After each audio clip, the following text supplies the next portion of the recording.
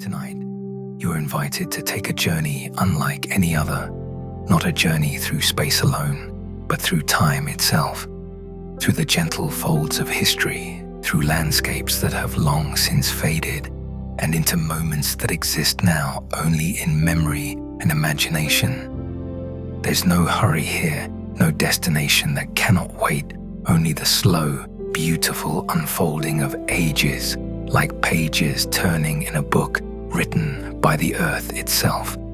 As you settle into this moment, allow your body to become heavy. Feel the weight of your head against the pillow, the warmth of the blankets around you.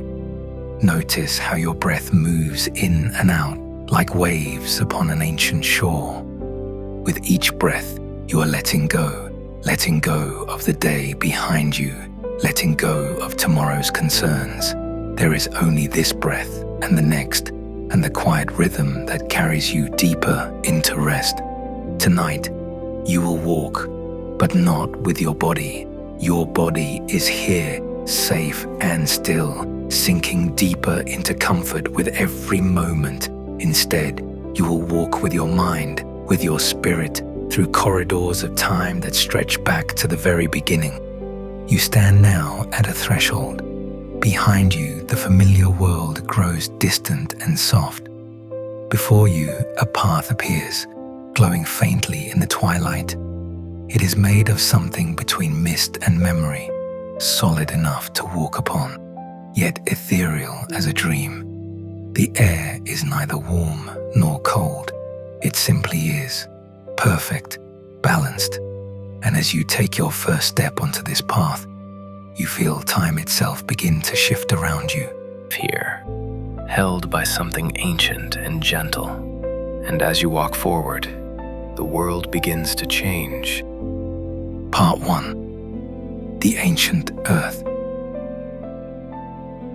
The first thing you notice is the silence. Not the silence of an empty room, but the silence of a world still learning to speak.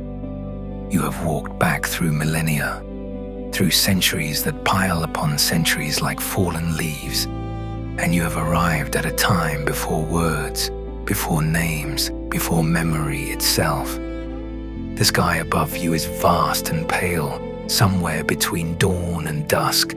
The sun hangs low on the horizon, enormous and copper-colored, painting everything in shades of amber and gold. The air tastes clean, untouched, as though you are breathing the first breath ever taken. Around you stretches a forest, but not like any forest you have known. These trees are impossibly tall, their trunks as wide as houses, their bark etched with patterns that spiral upward like ancient alphabets. Ferns grow at their bases, each frond as tall as you are, unfurling in slow motion toward the filtered light. You take a slow breath, and another. The oxygen here feels richer somehow, heavier with life. As you walk forward, your footsteps make no sound. The ground beneath you is soft with moss, emerald green and deep as velvet. Each step releases the scent of earth and growth, of things becoming. Water sounds somewhere ahead.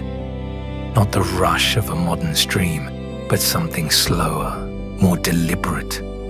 You follow the sound, and the forest begins to open. A river appears before you, wide and shallow, flowing over smooth stones that have known no hand but time's. The water is so clear you can see every pebble beneath the surface, every flicker of reflected light. It moves like liquid glass, patient and eternal. You stand at the river's edge and watch the water flow. It has been flowing like this for millions of years, long before there were eyes to see it, long before there was anyone to wonder at its beauty. And it will flow long after everything else has changed. But right now, in this moment, you are here to witness it. The light begins to shift. The copper sun sinks lower, and the sky deepens to shades of violet and rose.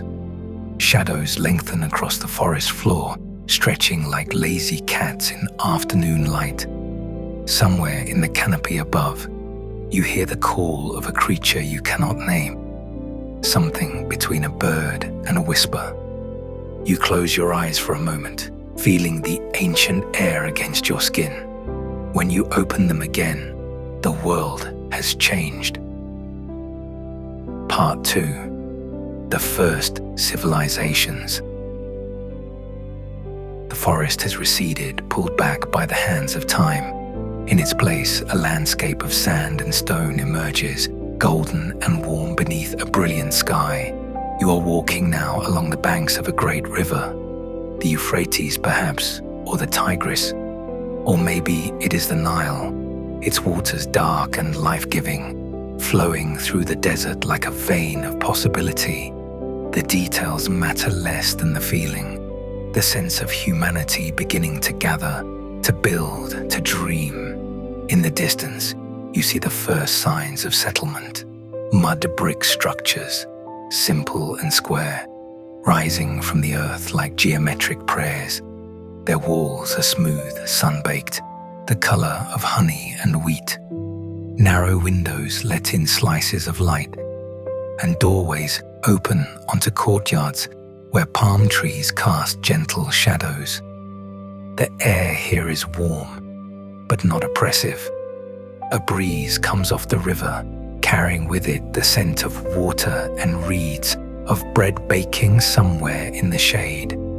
You can almost hear the murmur of voices, the soft shuffle of feet on dust, the creak of a wooden cartwheel turning. But you do not see people, not clearly. They exist here as impressions, as the echo of presence. Shadows that move at the corner of your vision, then fade when you turn to look. This is not a story of individuals, but of humanity itself, of the slow miracle of coming together, of building something larger than solitude. You walk through narrow streets between the buildings, your hand trailing along sun-warmed walls.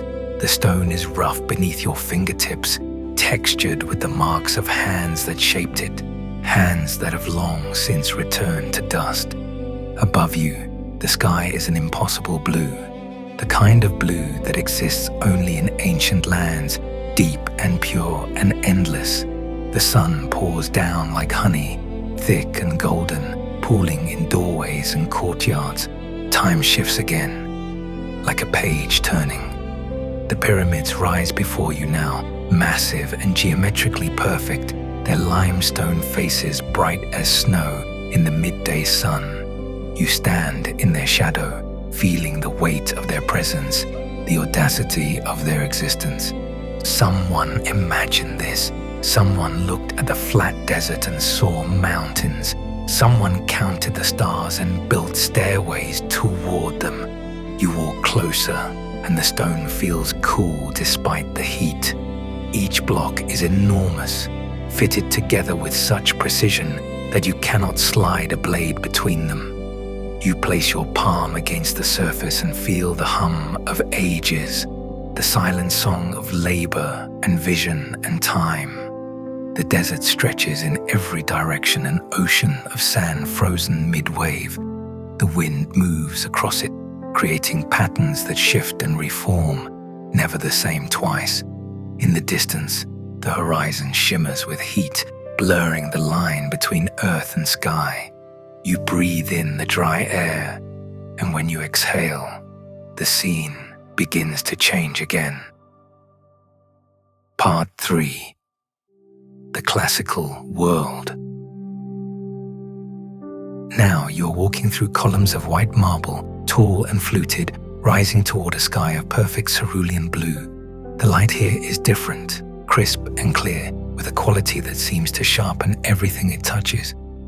You are in Greece, or perhaps an idea of Greece, the Greece of philosophy and poetry, of questions asked and arguments made beneath olive trees. The air smells of thyme and rosemary, of sun-warmed stone and distant ocean. Around you, a temple stands incomplete, or perhaps eternal in its incompleteness. Its columns create a rhythm as you walk between them. Light, shadow, a breathing pattern of stone and space. Your footsteps echo softly on marble floors, each sound a small note in a larger silence. Beyond the columns, you can see the landscape falling away in terraces of silver-green olive groves, their leaves flickering in the breeze like schools of fish. Further still, the sea appears, wine dark as Homer described it, stretching to the edge of the world. You descend steps smooth and worn in their centers by countless feet over countless years. Each step takes you deeper into time, or perhaps out of it.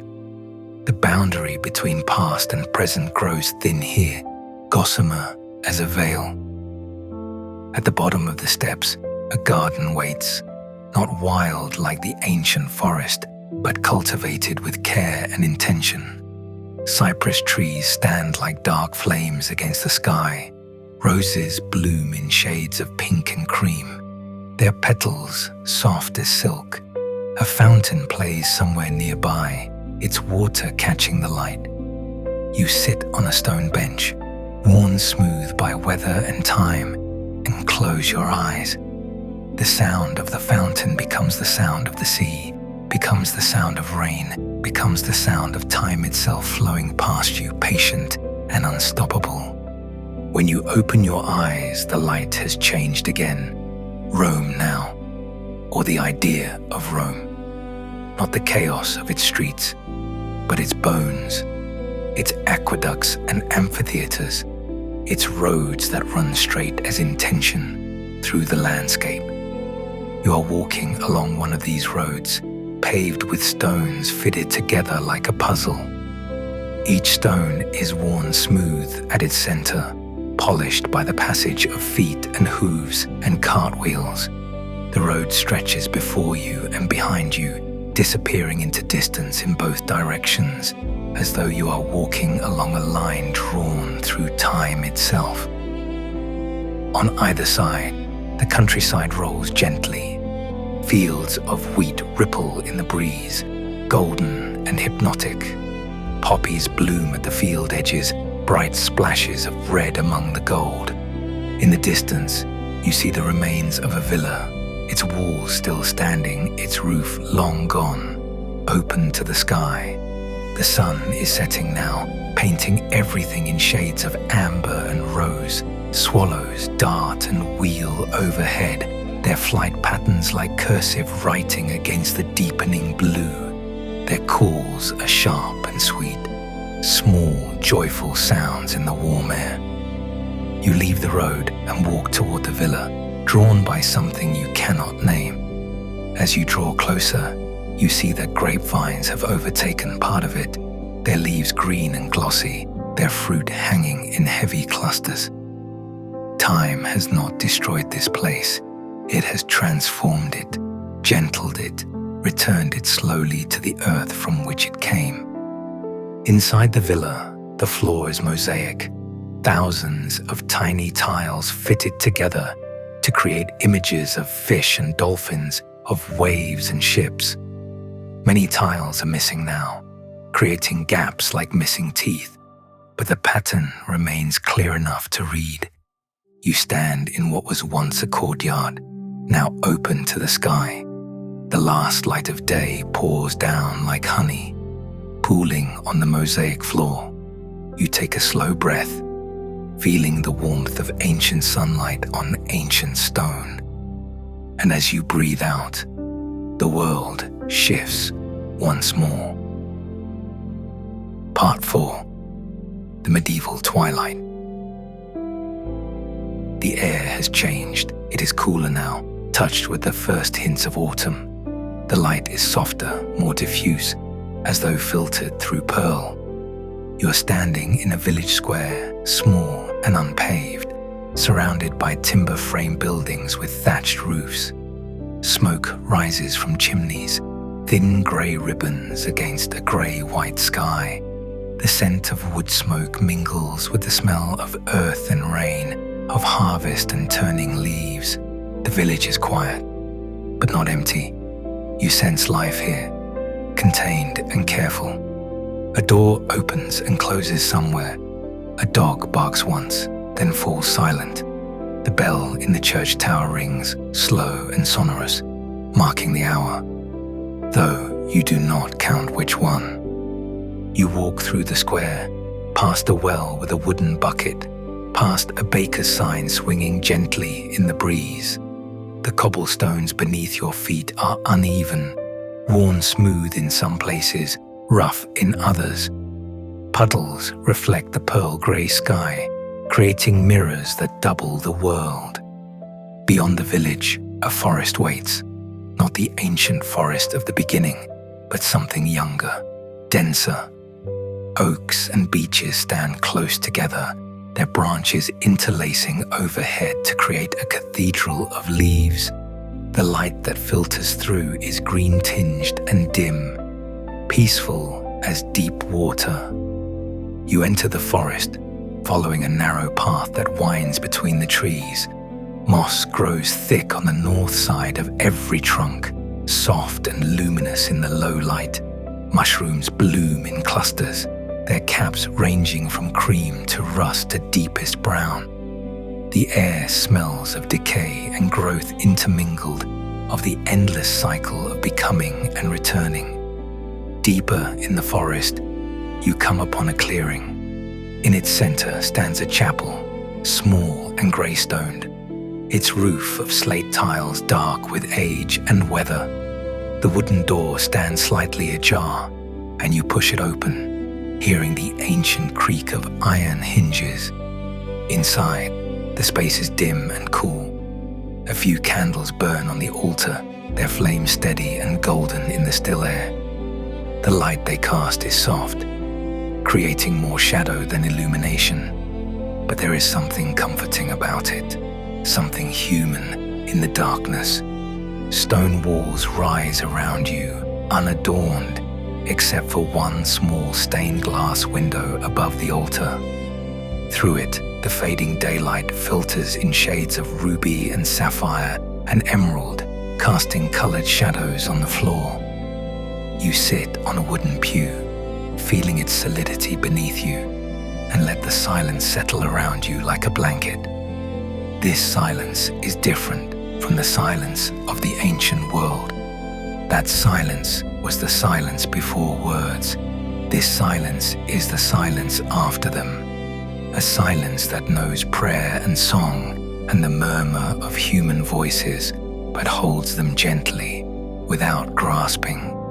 You close your eyes and breathe the cool, candle-scented air. When you open them, the world is changing again. Part 5. The Industrial Twilight. The sounds come first. The distant chuff of an engine, the ringing of metal on metal, the low whistle of steam escaping.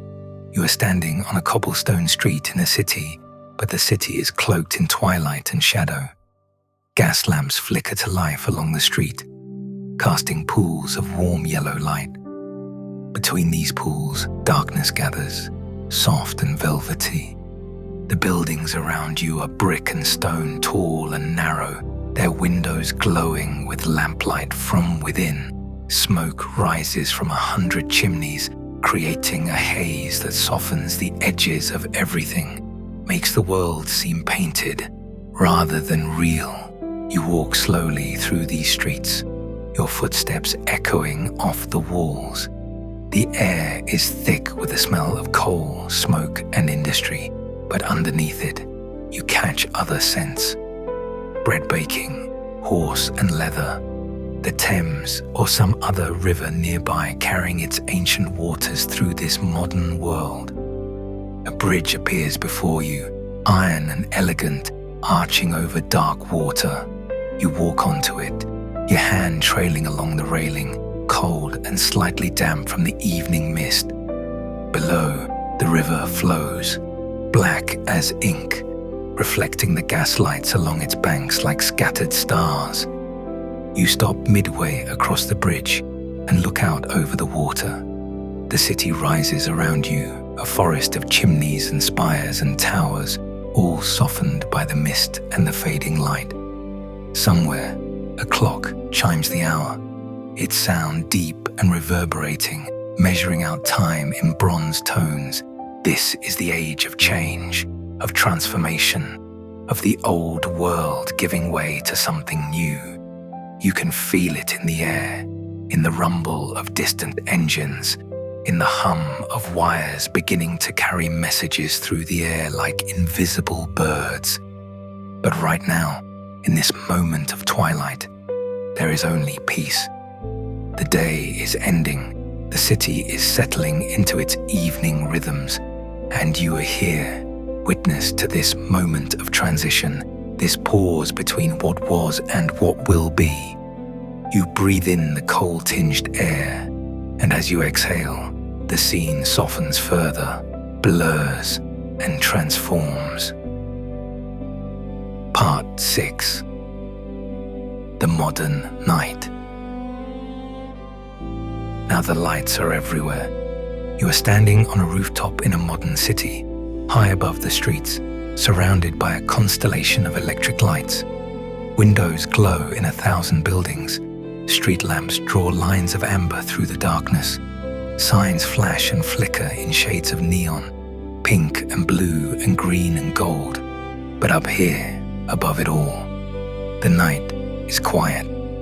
The sky above is deep purple, not quite black, stained with the light pollution that makes the stars invisible, but gives the clouds an ethereal glow. The air is cool but not cold, carrying with it the faint scent of rain that may or may not fall. You walk to the edge of the rooftop and look out over the city. It stretches in every direction, a geometric landscape of glass and steel and light.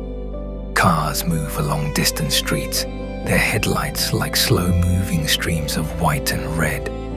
The sound of traffic rises to you but softened by distance, becoming almost musical. A low, constant hum that could be the ocean or the wind or the breath of the city itself. Behind you, a rooftop garden has been planted. Trees grow in large containers, their leaves rustling softly in the breeze. Herbs scent the air, lavender and rosemary, their perfume a small rebellion against the concrete and steel. Flowers bloom in planters, their colors muted in the darkness, but their presence felt. You sit on a bench among these growing things and close your eyes. The city hums around you, but you are separate from it, held in this pocket of peace above the chaos. The wind touches your face, gentle and persistent, carrying with it all the complexity of the modern world, exhaust and perfume, food and rain, life in all its messy, beautiful contradiction. When you open your eyes, the city light seems softer, more distant. Time is shifting again, pulling you forward now towards something that has not yet been. Part 7. The Future Light. The world has grown quiet again. You are walking now through a landscape that feels both alien and familiar. The buildings around you are smooth and organic, more grown than built, their surfaces reflecting the sky in ways that make them seem part of the air itself. The light here is different, softer, cleaner. It comes not just from above, but from within things, from the pathways beneath your feet, from the structures around you, from plants that glow with a gentle bioluminescence. The sky is clearing. With each step forward through time, the veil of pollution has lifted, and now you can see stars again. Not just a few, but thousands, millions, the great spiral arm of the galaxy visible even in the ambient light, a river of light flowing overhead. You are walking through a garden now, or perhaps a forest, or perhaps something in between. Trees grow here, but they are unlike any trees you have known. Their trunks are silver, Their leaves shimmer with colors that shift as you watch, blue to green to purple to gold. They seem to breathe, their branches rising and falling in a rhythm that matches your own breath. Water flows through this place in channels and streams, crystal clear, singing as it moves over smooth stones. The air smells fresh and green, alive with growth and possibility. You can hear music somewhere, or perhaps it is not music but the voice of the garden itself, the collective song of living things in harmony. You come to a clearing where a pool of water reflects the stars above. The reflection is so perfect that for a moment you cannot tell which is the sky and which is the water. You could be looking up or down, suspended between two infinities. You sit at the edge of this pool, your fingers trailing in water that is neither warm nor cold, but perfectly balanced. The stars reflected on its surface ripple outward from your touch, creating circles that expand and intersect, creating patterns of light and shadow. In this future, time has not ended. It has only transformed, become something gentler, more patient. The rush and noise of the industrial age has given way to this quiet, this peace, this sense of living in balance with the earth rather than against it. You lie back on the soft ground, which cushions you like a living thing. Above, the stars wheel slowly across the sky, ancient light from ancient fires, reaching across impossible distances to touch your eyes. You breathe in the clean air, air free from smoke and pollution, air that tastes the way air tasted at the beginning of time, when the first forests were learning to exhale oxygen into an awaiting world. And as you lie there, beneath those countless stars, you feel time itself begin to soften around you. Part 8. The Eternal Moment. You are no longer walking, or perhaps you are always walking. The distinction has ceased to matter. You exist now in a space between moments, between breaths, between heartbeats. All the time you have traveled through the ancient forests, the first civilizations, the classical world, the medieval twilight, the industrial age, the modern city, the future garden. All of it exists simultaneously, layered upon itself like pages in a book, like frames in a film, like waves upon a shore. You can feel them all at once. The moss beneath your feet and the marble and the cobblestones and the smooth path of the future. The scent of ancient air and wood smoke and coal and growing things. The light of copper suns and gas lamps and neon and stars. Time is not a line, you realize. It is a circle, or a spiral, or a vast ocean in which all moments exist at once, touching and mingling and separating and coming together again. You are floating now, or perhaps sinking, or perhaps simply being. The distinction has dissolved. Around you, light moves in waves, golden and silver, blue and rose, green and amber, purple and pearl. Each color is a different moment, a different age, but they blend together into something beyond color, beyond sight, beyond thought. You can hear the river from the beginning of time, still flowing, still patient, still eternal. You can hear the fountain in the Greek garden, the bell in the medieval tower, the whistle of the steam engine, the hum of the modern city, the song of the future forest. All of these sounds combine into a single note, a single tone that reverberates through everything, the fundamental frequency of existence itself. Your breath has slowed. Each inhalation takes minutes or hours or years. Each exhalation releases centuries. You are breathing in time with the universe itself, with the expansion and contraction of stars, with the rising and falling of tides, with the slow dance of galaxies across the infinite dark. And in this space, you understand something that cannot be put into words. You understand that time is not your enemy, that change is not loss, that every moment that has ever been still exists somewhere, somehow, held in the vast memory of the universe. The ancient forest still stands, the rivers still flow, the civilizations still rise, their pyramids still gleam, their columns still reach toward perfect skies. The medieval chapel still holds its candles, the city still hums with life, the future still blooms with possibility, and you are part of all of it. You have always been part of it. You will always be part of it. Your atoms are ancient, forged in the hearts of dying stars billions of years ago. They have been part of seas and mountains, of plants and animals, of 1,000 different forms over countless eons, and they will continue long after this moment, transforming and returning and becoming new things, but never disappearing, never truly ending. You are not separate from time. You are not moving through it like a traveler through a foreign land. You are made of time, woven from it, inseparable from it, and in this understanding, there is peace, closure, the return to rest. The light is fading now, or perhaps growing brighter. It is hard to tell the difference anymore.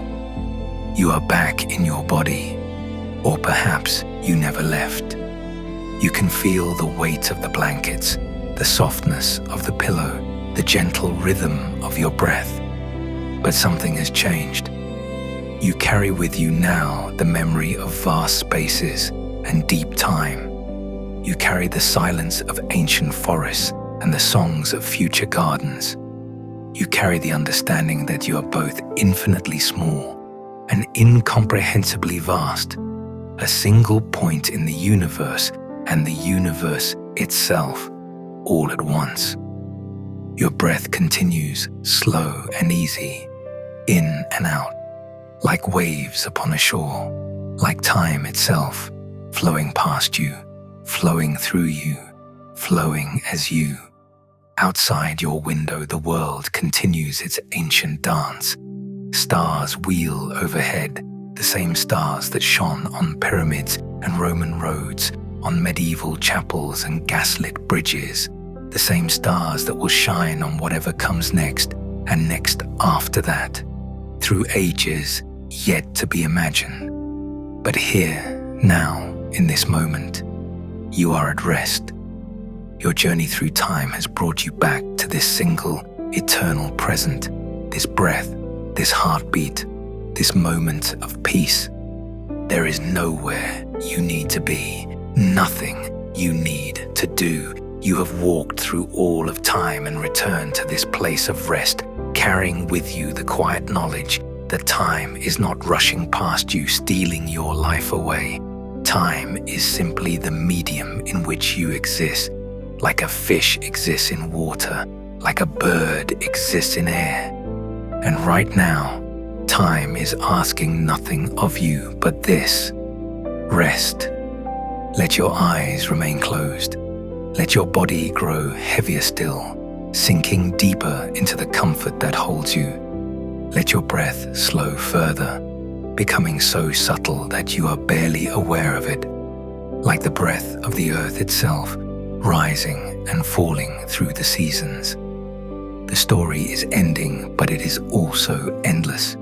It continues in your dreams, in the quiet spaces between thoughts, in the dark and peaceful realm of sleep that waits to welcome you. You are safe here, held by time, cradled by the universe, surrounded by the love of existence itself.